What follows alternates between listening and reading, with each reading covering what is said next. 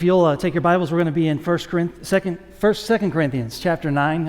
If you're new to Broadview, these videos and that graphic Close the Gap is part of a series we're in, and that series is part of a capital campaign we're doing. And anytime you hear the word capital campaign out of a preacher's mouth, if you're a guest, you think, I picked the wrong Sunday to give because they're going to be talking about money. And I understand that, and I know there's a lot of people here today. It's your first time, and so I promise you what we're about to do is a Bible study. We're going to look at the scriptures, and the main point of my sermon is the main point of the text.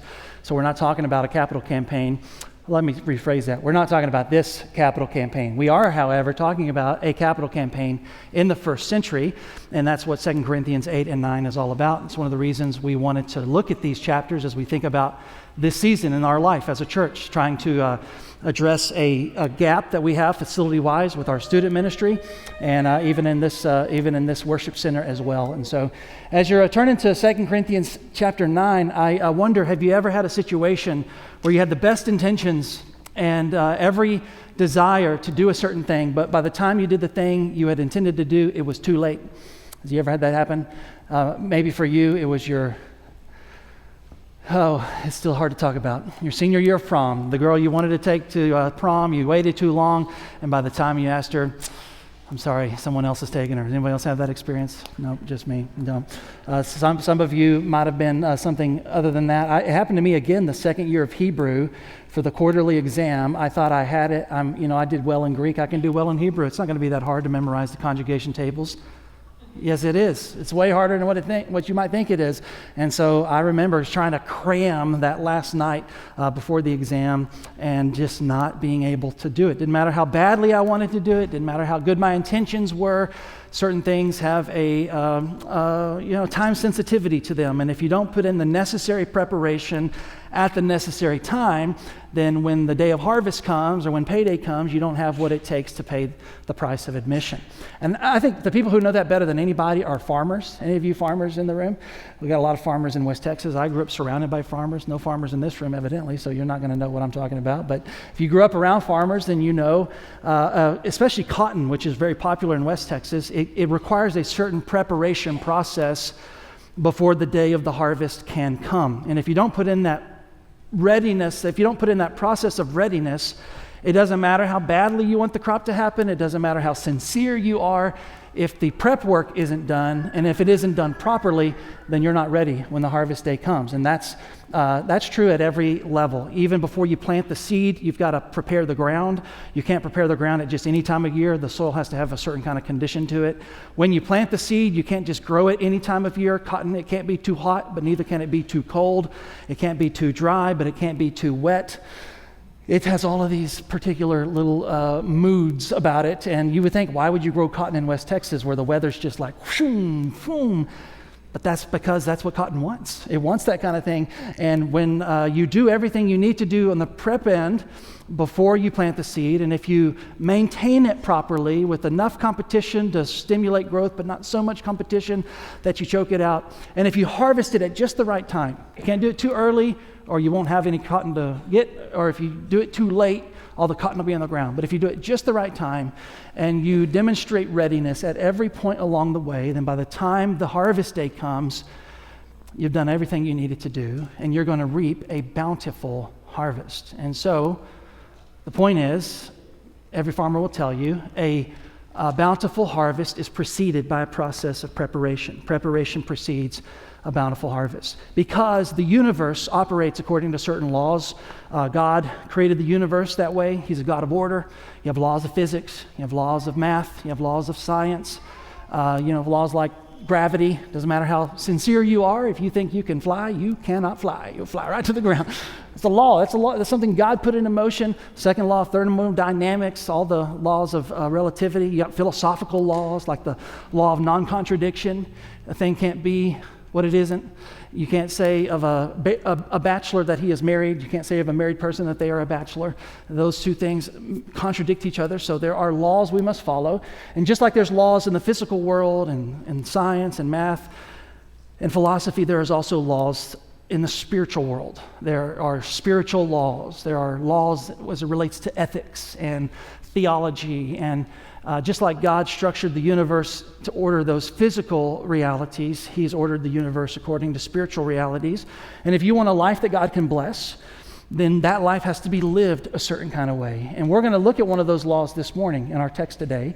Some people call it the law of the harvest. And it's a law that applies to everything, not just money. But Paul is going to apply the law of the harvest to money. And I would define the law of the harvest as that you reap what you sow, you reap more than you sow, and you reap later than you sow. You reap more than you sow, you reap what you sow, and you reap later than you sow. And that law has a reality whether you like it or not. And if you don't do the necessary prep work leading up to that kind of harvest day, then your intentions for the harvest are just as irrelevant as the intentions of a farmer to have a great cotton crop when that day comes. You've got to do some work before the day of the harvest for the harvest principle to work in your favor. And that's what I want us to look at this morning. Our text contains the law of the harvest, but the text really is focused on the process of readiness that precedes that harvest day. And again, I want to apply it to our situation, which is raising funds for a youth wing right behind me. But this principle applies to every arena of your life, and these readiness principles also apply to any arena in your life. It applies in your marriage. It applies to every relationship of significance. It applies to morality, overcoming things, reaching goals that you have professionally. That all requires a process of readiness. And so you want a good harvest? A bountiful harvest requires a readiness pledge. And that's what I want to show you in our text today. What that readiness pledge looks like and the principles associated with being ready when the day of harvest comes. So 2 Corinthians chapter 9, starting in verse 1. Now concerning the ministry to the saints, if you're not familiar with this chapter, he's writing to Corinthians from Macedonia about a giving fund for starving Christians in Jerusalem. Again, I'm not going to show you the map, but if you had a map, Paul is hundreds of miles up north, Corinth is hundreds of miles down south, and Jerusalem is hundreds and hundreds of miles to the east across an ocean. So he's talking to Corinthians while in Macedonia about starving Christians in Jerusalem way over there. And it's been a thing he's been talking about for years and years and years. Corinth was familiar with it, but he's writing this letter to remind them of some things. He says, concerning the ministry to the saints, about that fund in Jerusalem for those starving Christians, it's unnecessary for me to write to you because I know your eagerness, and I boast about you to the Macedonians. Achaia has been ready since last year. Notice the quotation marks. That's what Paul had been telling everyone in Macedonia. These guys are ready.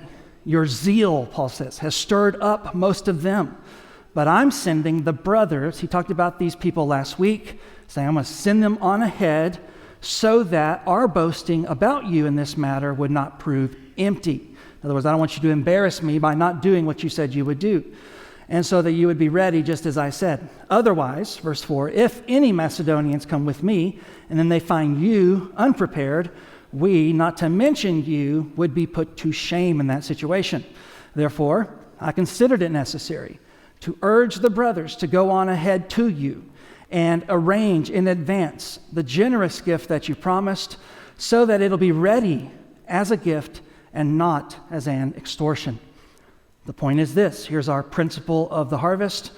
The person who sows sparingly will also reap sparingly, and the person who sows generously will also reap generously. Each person should do as he's decided in his heart, not reluctantly or out of compulsion, since God loves a cheerful giver. Pretty simple, right? Paul says there is this law, this spiritual principle about reaping and sowing.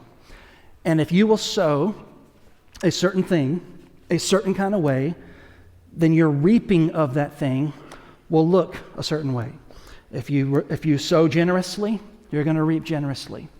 If you sow with a lack of generosity, you're going to reap a lack of generosity. This applies literally, again, to everything. It applies to kindness that you demonstrate in your relationships. It applies to patience that you demonstrate. We're not going to go through all the ways that it applies, but Paul says it's also going to apply to money and generosity. One of the reasons I'm really excited about doing this campaign, even though I hate talking about money in front of people, is I believe that this principle is true. I've seen this principle play out in my own life as I've tried to increase my generosity towards God. I have seen God increase his generosity towards me. And not just financially, although it's been true in that way, but in every way, the bountiful generosity of God has been more and more manifest in my life as I've tried to increase in my generosity towards his kingdom. And I think this campaign is an invitation for our entire church to experience that reality in their life. But what Paul does before he addresses the principle is he talks about the process so the principle can happen. And we need to talk about that process for our church as it relates to this issue, but really any issue in your life. If you want to receive the harvest, then you've got to be ready. There's a readiness pledge that precedes a bountiful harvest in your life. And I think it's so amazing just how timeless these principles are if you look at them. I want to give you 7. We're going to have to move really quickly. I didn't move quick enough in the last one, so if I'm going too slow, someone say, speed up. Say it kindly. It'll trigger me. All right, verse 1, notice he says, concerning the ministry to the saints, it's unnecessary for me to write to you. Why? Because I know your eagerness. Here's what Paul's not saying. He's not saying I didn't need to write this letter, but I was bored, so I'm going to write it anyway. We know that's not what he's saying because he had to write this letter. Remember, Corinth, if you're not familiar, was very upset with Paul because of some baggage in the past, because Paul had called them out on things that they shouldn't have been doing. They didn't take kindly to it, and so they started making fun of Paul, made fun of him being bald and not a good speaker and bald and all of these things. And so Paul could have, tit for tat, but instead he sent Titus to try to reconcile things, and Titus, because he's a great leader, did that job. They're back together again. Corinth is back on board, and Paul is writing to say, I'm not doing this because I think you're not eager. Titus has shared with me just how excited you are and how you're back on board. I think that's awesome. So it's not that it's unnecessary in every respect. Paul's just saying it's not necessary for me to write in respect to your zeal. I am persuaded that you are excited. I am persuaded that you are sincere. What Paul is saying is sincerity is not enough when it comes to being ready for the harvest. You can be sincere all day long. Sincerity is not sufficient. You need sincerity plus action. You need sincerity plus putting things into practice. And one of the reasons that a readiness pledge, in other words, a commitment from you to be ready for the day of the harvest, one of the reasons that's so crucial is because that pledge will force you to put into practice the things that you intend to happen. This is true in every arena of life. If you want to get married, you've got to go on a date first. Okay, no one just gets married. Well, they used to, but then we don't do that anymore. If you want to have a certain kind of career, you're going to have to go to work. If you want to have a certain kind of children that live a certain way, it's going to take certain inputs here and now, again and again and again. I know lots of people that have hopes and dreams, lots of people who are super sincere, and it doesn't change their life. In fact, there's really this sad thing that happens when there's a big gap between your sincerity and your commitment to putting into practice what your sincerity is for. The bigger the gap between those two things, the greater the regret when the day of the harvest comes, because your sincerity is not sufficient. Your sincerity has to be moved to action. You've got to put into practice the things that you want. And that's true with generosity too. You can say, God knows my heart. He knows I desire to be generous. Sincerity is not sufficient. You've got to practice readiness, because readiness puts to practice the things that you intend. Second principle, moving quicker. Come on. Y'all speed me up now. Don't let me get distracted. So verse 2, I know your eagerness, and I boast about you to the Macedonians. And here's his slogan. Achaia has been ready since last year. And then Paul says, your zeal has stirred up most of these Macedonians. So not only does readiness put into practice your intentions, readiness also provokes other people to action. Paul says the fact that you're so pumped up has spread, the news of that has spread And so now these Macedonians are smoked up to be generous themselves. And Paul in chapter 8 says they're so smoked up, they're giving from a place of poverty. They're giving from a place of severe affliction because of you, because of your sincerity, because of your zeal. It is provoking other people to action. Now, sincerity will do that in and of itself, but what really provokes people to action is demonstrating readiness towards your intentions. This is true in every area of life. I actually saw this week. I was studying for this sermon, and I was kind of mulling this over in my head, and I was at this school, and there was these kindergartners at the school, and it was bathroom break time, which meant the kids were losing their minds. They were going crazy. There's only one kid at a time in the bathroom, so all the other kids were just losing it. But one kid was like at attention. He was super straight, super silent, super on point. And his dad's a military officer. No, I'm just kidding. I don't know what his dad is, but he was like, he was on point. And the teacher was exasperated because the kids were acting crazy. And she goes, "Class, everyone look at Malcolm." And everyone looked at Malcolm, who was on point. And guess what everybody did? They started to act like Malcolm. And they stood up straight, and they stood in a line, and they even did his little facial mannerisms and everything, because they wanted that glory that the teacher was giving to him. They wanted some of that for themselves, because that's human nature. Humans imitate that which we want to enjoy. We don't just imitate people. A lot of times we imitate virtue, and they saw that virtue in that individual, and so they wanted to do it. This is what Paul's saying. Your reputation is causing imitation. And it's just like if you're in a gym and you're pumping out your bench press or whatever it is that you do, and then you see somebody next to you and they've got another 10 pounds on their plates. You're like, okay, I can do that. I can do another 10 pounds. I can get some of this in my life, because it's provoking you to action. And Paul says that's true in generosity as well. Your zeal, and accompanying your zeal with readiness, is stimulating people to do more. I think this is true as it relates to our giving campaign, which is one of the reasons when we talked about doing this, I talked to our leadership people early. In fact, I talked to them really early about what we needed to do and how it would look and what it would take. And when it came to the pledges, I would meet with them one-on-one, some of them one-on-one and some of them one-on-some. We know at deacons meetings, or we had a special deacon dinner and with our pastoral team. We didn't do a special dinner, but we met and we talked about it. And with our staff, the same thing. And what I asked them to do was, I want you to turn in your pledges first. Before we ask for pledges from anybody else, which we're asking for today and the next day and the next week, all the way from till the end of November, we're trying to receive pledges. But before I asked you as a congregation to turn in your pledges, I wanted us as a leadership class to say where we're at and what we're committed to, because I wanted to be able to encourage our congregation with not to provoke them to jealousy, but to provoke them to action. And so I asked them to turn in their pledges last week, and I got about 60%, which is, that's not 100%, but some people don't meet deadlines, So I'm sure they're turning theirs in. But even at 60%, which is like, 15, 18 people, the number boggled my brain. I couldn't believe it. It's like less than 5% of our congregation, and they committed $477,100. $477,000. 18 people. That's almost 1/3 of the 1.5 million that we need to raise. And when I saw that number, especially when it was 60% of that demographic, I thought, okay, we can do this. We can actually reach this goal. It provoked. Of course, I'd already made my commitment, but I'm hoping it provokes other people in our congregation to be generous, because they see this, not just the sincerity and the words of another person, but their readiness to make it happen.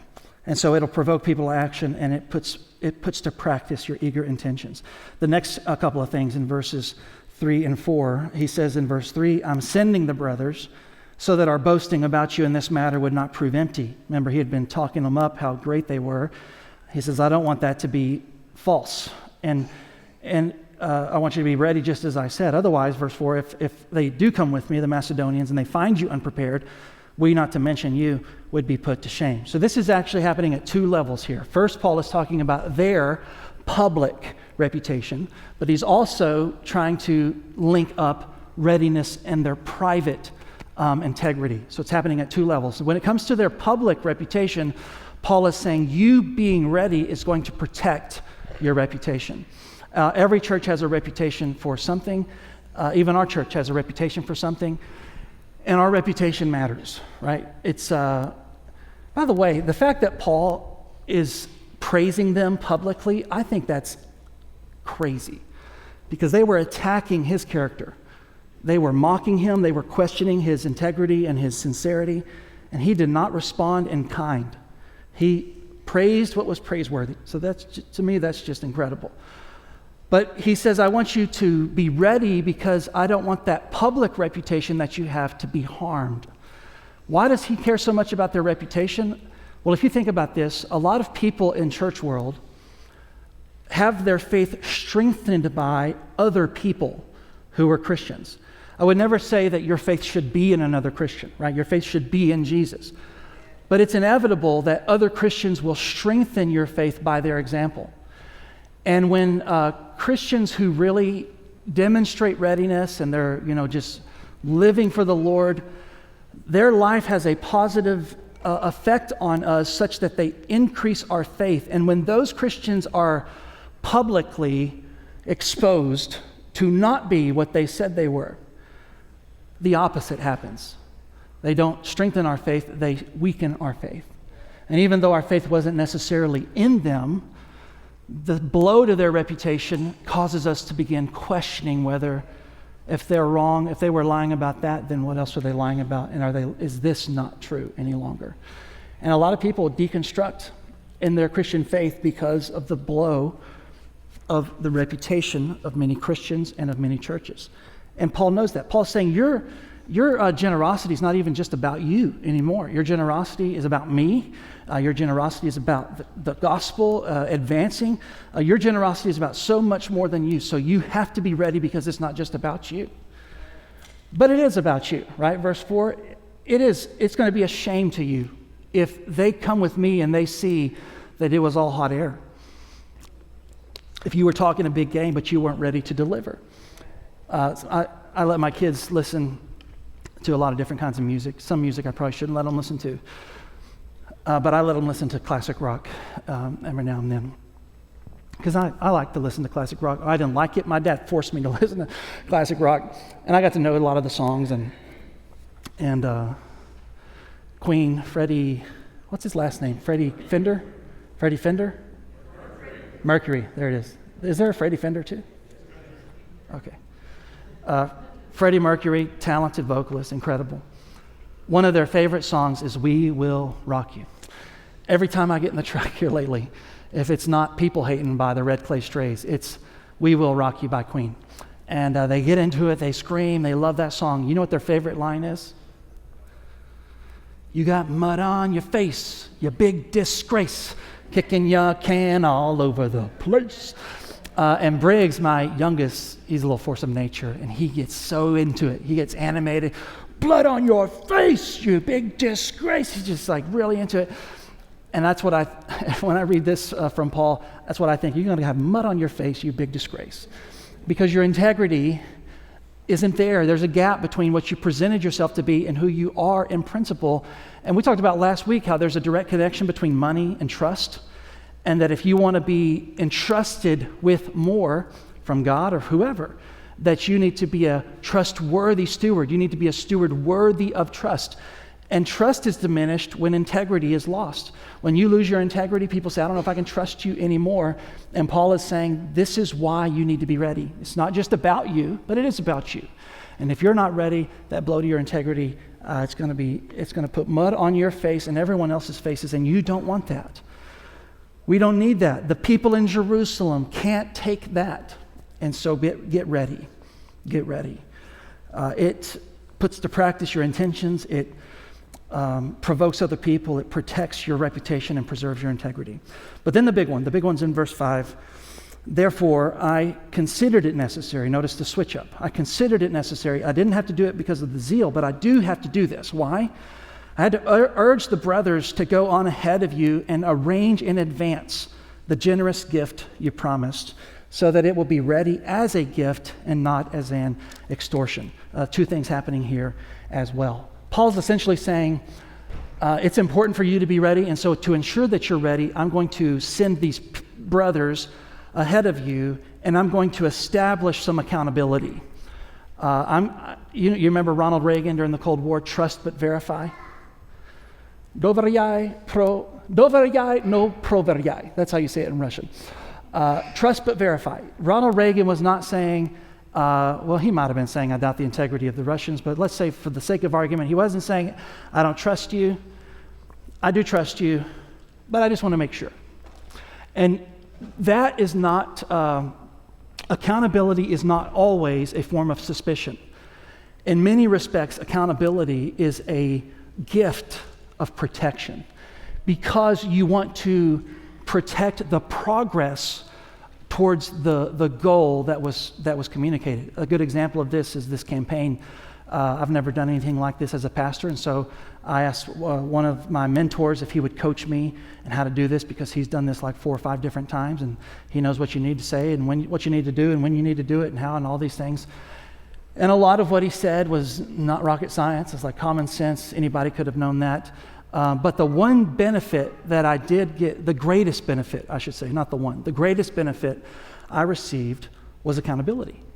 It was the fact that I had a phone call with him in 15 days, and I'm going to have to give a report on whether or not I did what I was supposed to do, which motivated me to keep making progress. Because life was crazy and I was kind of lazy because I was tired and I didn't want to do that and I didn't feel like doing that. And I'm a chief introvert and I don't like having all these meetings, but I don't like to feel shame and I don't like to lose and I don't want to look weak. And so I'm going to do what I got to do. That accountability protected progress. And that's what you want in your harvest day. Your day of harvest might require some kind of readiness framework that puts you accountable in a public way so that you do what you said you were going to do. And I think that's what this campaign is. I think these envelopes on this campaign that no one really, who wants to turn in an envelope? Why do I have to turn in an envelope? If I'm going to give, I'm going to give. You get the money, you get the money. What does the envelope matter? The reason that we're doing the envelopes is the same reason that Paul was doing what he was doing. He sent some brothers on ahead in advance so they could arrange in advance the gift that was promised. I don't know how they did that, but I would imagine maybe months earlier, maybe several months earlier, they went to Corinth and they said, hey, Corinthians, remember what this is about. They tried to contextualize it for the vision and why they were giving. And then he probably also said, so that we're not unprepared 6 months from now, hey, let's every week set aside a certain amount of money so that when the day of harvest comes, you're not having to pull money from places you don't have it. You've already done the necessary work with this accountability so that it's already in a special fund, ready to go. And when the day of harvest comes, it's going to come from a place of plenty and joy, not coercion and obligation. I think that's what these things do. Really, it operates at 2 levels. On one level, it happens for you because you can say, I may want to give maybe God wants me to give a certain amount of money for Close the Gap, but I don't have that money right now. But I think that God's going to use me to do that, so I'm going to go ahead and communicate today what will happen in the future. And so like this first blank is a year-end gift. That's for this year. Every year we do a special offering for missions called the World Missions Offering. Close the Gap is funding the World Missions Offering. That's one of the things that we're doing with Close the Gap. So this is not new for us. What is new is this part down here, the 3-year pledge. And that is what we talked about last week of getting alone with God, asking him what your number should be, and then creating a plan for how that number is going to be realized, whether it's selling things or getting a side hustle or just every week using your cash flow to set aside money. Whatever that looks like, that's this number. And then all of them together are this number right here. That's your total gift, the year-end gift and the 3-year pledge. This part right here where it says annually, monthly, one time or other, that's on our end because we want to be able, as stewards of the money that's being entrusted to us so that we can forward it into the kingdom through this youth campaign or this youth wing, if we're going to be able to properly cash flow and pay for these projects as they come about, we need to know what's going to happen. We can't make promises that we can't deliver on. We don't want to be guilty of what Paul's saying don't be guilty of.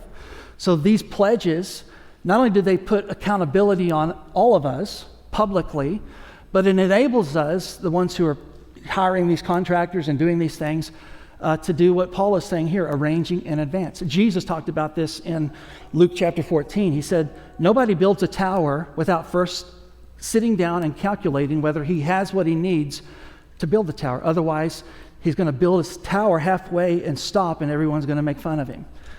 And we don't want to do that.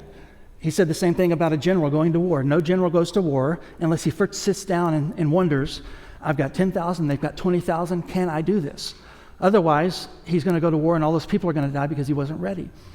That's what this is. That's why we're going ahead in advance, arranging in advance what our congregation believes God is leading us to do, so that those who are stewarding the funds in order to accomplish the goal can do so with great wisdom, credibility, and integrity. And you have a soft form of accountability.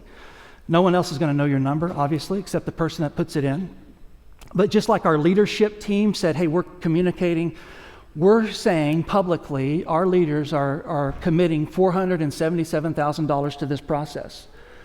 No one knows what leader gave what, but everyone knows the leaders have committed to this.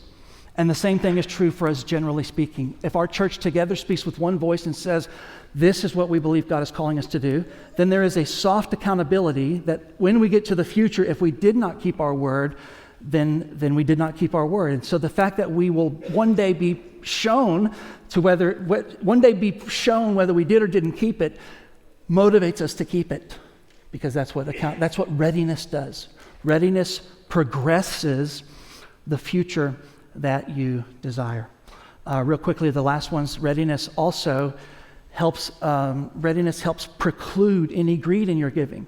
Look at what he says at the end of verse 5. He says, I want to do this so that your gift will be ready as a gift and not as an extortion. He's creating a contrast between two kinds of giving. This kind of giving, the word he chooses is a word picture that communicates abundance, like overflowing.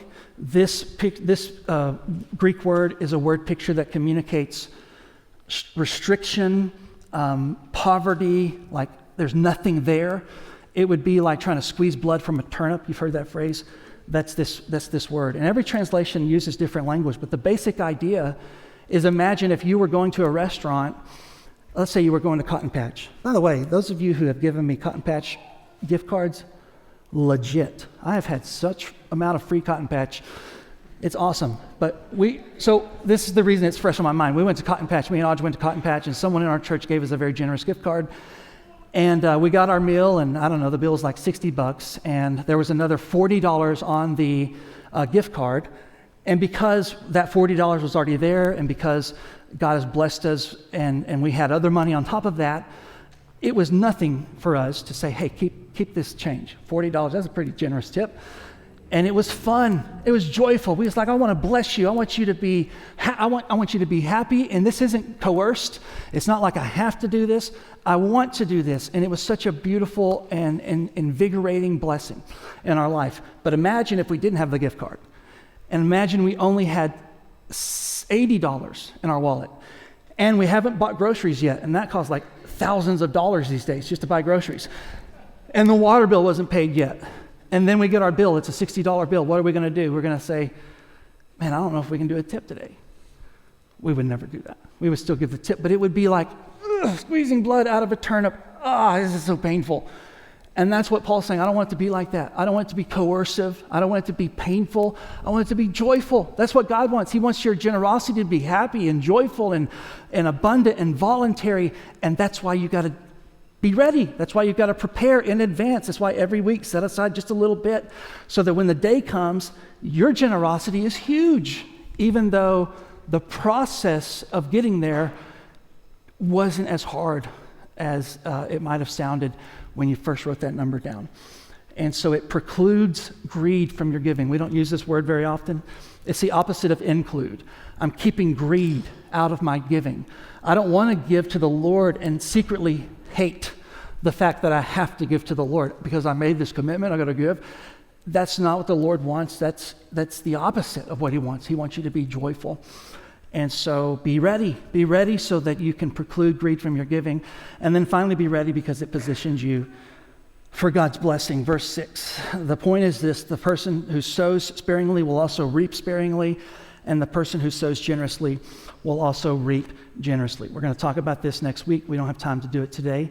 But the fact is that readiness is necessary to put you in this position. If you want to reap generously, you have to sow generously. And I don't know any of us that are just rolling in the dough. Some of us might be. But if you're not rolling in the dough to sow generously, you're going to have to plan it out over time through a process of preparation so that when the day comes, what you've sown over that time is generous, and what God will bring about in the harvest will be generous. It puts you in a position for readiness. He finally concludes, each person should do as he's decided in his heart, not reluctantly or out of compulsion, because God loves a cheerful giver. I hope that as you hear me saying these things, you don't hear me trying to strong arm anybody. If you're a guest, none of this is even for you. We're not asking you to give a dime to our church, although I would challenge you to apply these principles of readiness to every arena of your life. But even as your pastor, who desires so much to see God do this thing in our church so that we can keep reaching more people, so that they find new life in Jesus, as desperately as I want that, I would not want it to come from a place of coercion or sadness or guilt, or I don't want to be seen as someone like that, and so I guess I'm just going to have to do this even though I'm not in a position to. No, it really does have to come down to a place where you, no matter what the amount is, because it's not about the amount. Generosity is not about the amount, it's about the sacrifice it takes to give it. But getting to that place where you're able to give generously and sacrificially requires something to happen in here. And the only way that happens is if you give with your eyes on the harvest. I think about Jesus when I think about this, who in the Garden of Gethsemane was sweating drops of blood and would do anything to get past what he was about to do. But he says, Father, not my will, but yours be done.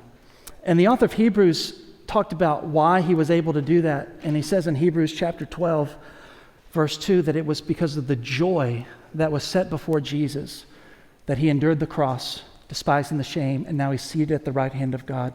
In other words, Jesus had his eyes on the prize.